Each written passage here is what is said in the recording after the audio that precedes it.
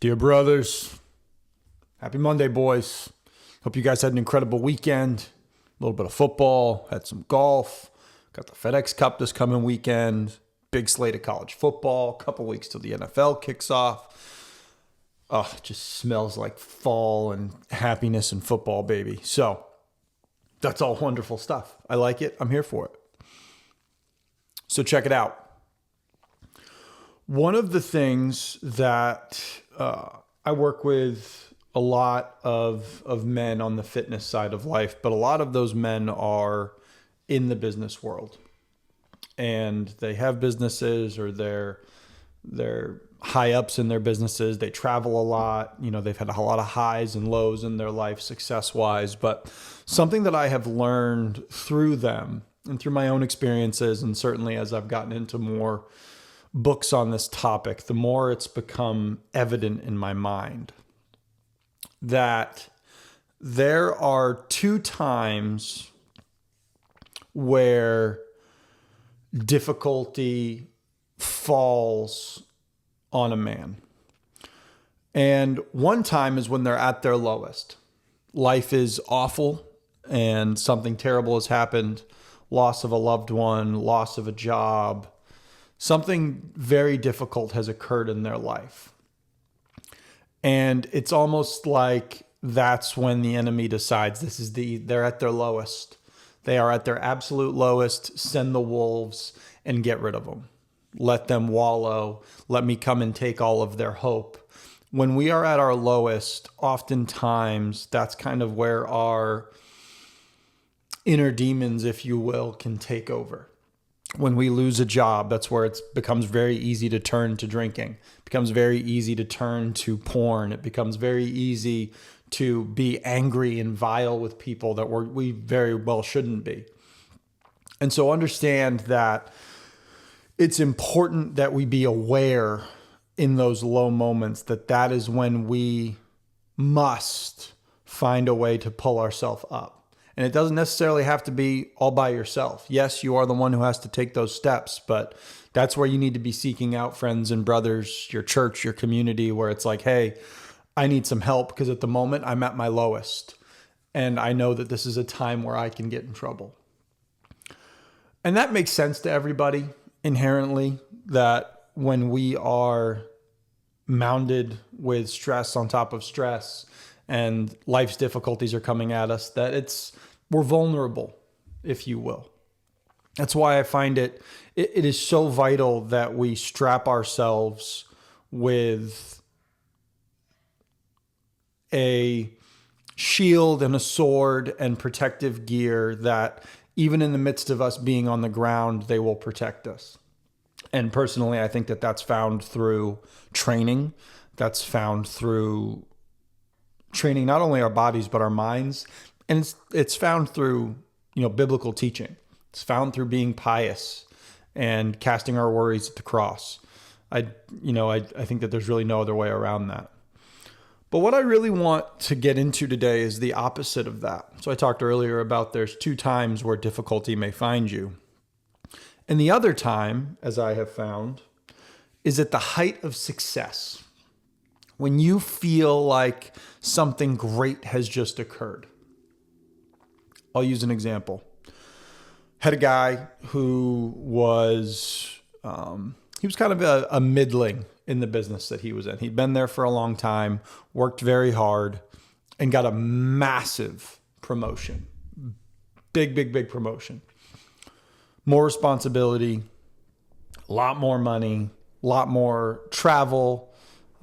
He was going to be more of a face of that company relative to where he was, certainly. And so it was a big boy bump. He was married, a couple of kids, the whole nine yards. And one of the things that happened is he got this job, started traveling more, and he started talking far more about the business and about his travels, about the people he was meeting in his travels, specifically the women he was meeting in his travels. And I could tell that there was just this temptation that was flooding into his life after he got a little bit of a taste of quote unquote success if you will. He got that, but he got his raise. He got his new job. He's promoted. He's riding high. People like him. He's more in the front of the company. He's, a lot of attaboys, and you're the greatest thing in the world. And, his ego being stroked really led to him starting to think that he was somewhat invincible. And he was able to then just kind of do whatever he wanted to with no repercussion. And essentially, the way that I want you guys to look at this is that guy very nearly lost his marriage and a host of other things. Because at the height of his, again, quote unquote, success, that is when temptation can be its highest. Because your pride starts to come into factor. Your ego starts to come into factor.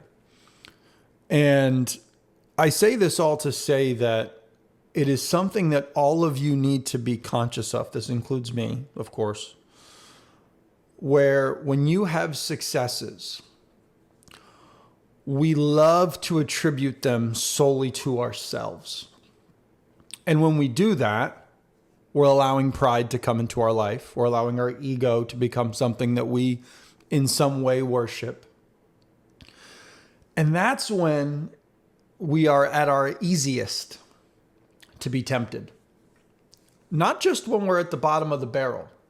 Life stinks down there. We're struggling. We don't know what to do. So it can be easy to turn to difficult things, or it can be easy to turn to vile things. But when you're at the height of success, or you've had something great happen, you get a new job, you're making more money, you win a championship, whatever the thing is, it can be easy to look in the mirror and think, that guy is a demigod right there. I can do what I want. I can go flirt with that woman. I can go talk. I can buy drinks for those people. That's fine. I can have a little more to drink tonight, right? Like I've earned that ability, I can maybe sleep in a little bit tomorrow. That's all right. I've made it. I've got all this stuff, right? You'll notice that your mind starts to drift towards other things. And the man that I spoke of earlier, that's what happened to him. His mind was drifting to things that weren't in his life, away from his wife, away from his children, away from his responsibilities, because he got that little bit of taste of success. And when you do, you start to look at yourself as special, unique. And the worst part about that is that it just leads down a very dangerous road. When you become the center of the universe, it's very apt that the Bible talks about pride coming before the fall, because it's the truth. When you're at the bottom of the barrel, it's hard to have a bunch of pride, because you're not proud of a whole lot of things. In fact, typically you're ashamed of where you're at. And I'm not saying that those people don't have a responsibility to take care of themselves.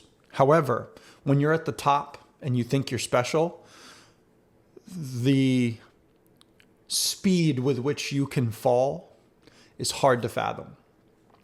I've seen it in more men than I care to share. I've seen it in my own life where something great happens and I'm like, I'm special.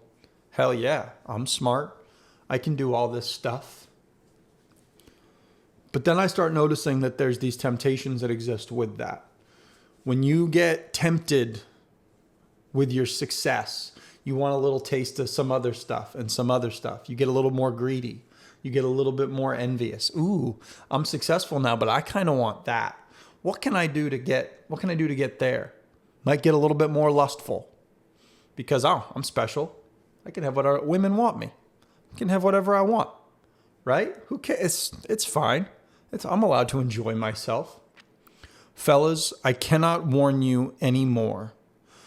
You have to be on guard, not just when life is very difficult, because getting out of that requires other people to help you out. You're going to be seeking the guidance of your wife and your friends and your church and what have you. You're going to want those things because otherwise you're going to stay at the bottom, and that's a terrible place to be.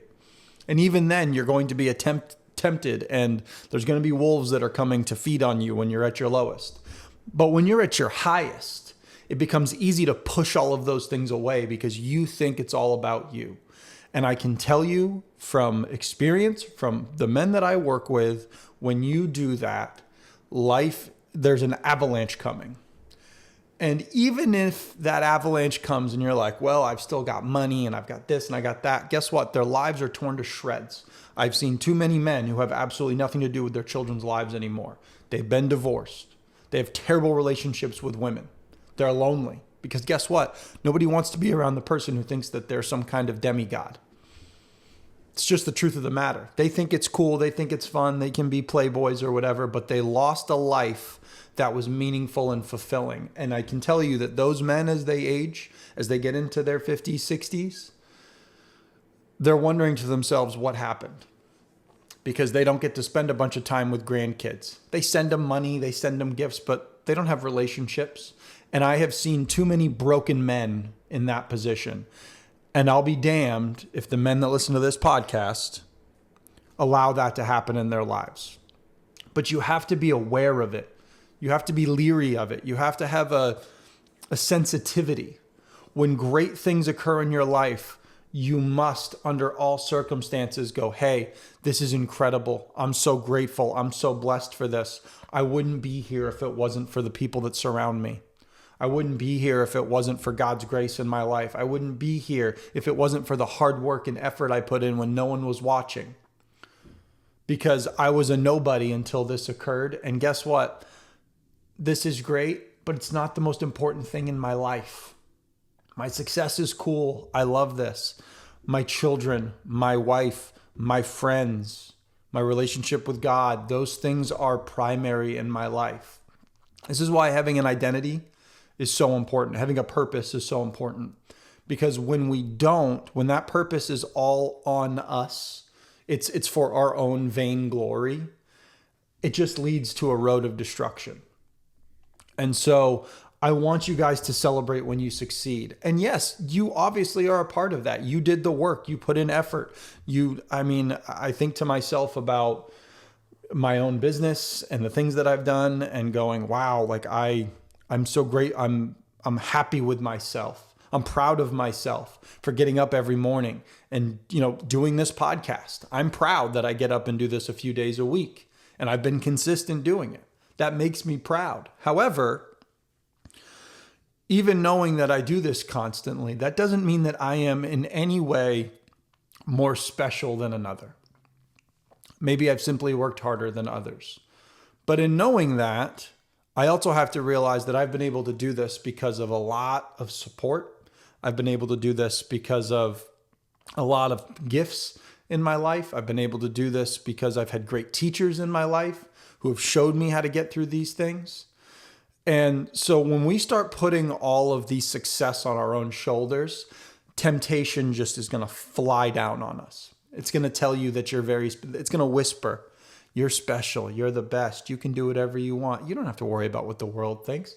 Who cares what your wife's doing? She's busy with the kids. Go have some fun. You've earned it.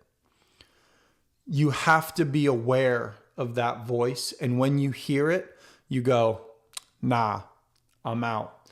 Go kick rocks, pal. That's not what this is all about. And I need you guys to be aware of that. I need all men to be conscious of that. Encourage that with your friends. When you see them having a bunch of success, but it looks like, dude, what's going on with the family? What's going on with, the rest of your life? I'm glad that you're working hard. I'm glad you're making money. I'm glad you're having success. But why does it look like the rest of your life is falling apart? Why aren't you around for all of these things?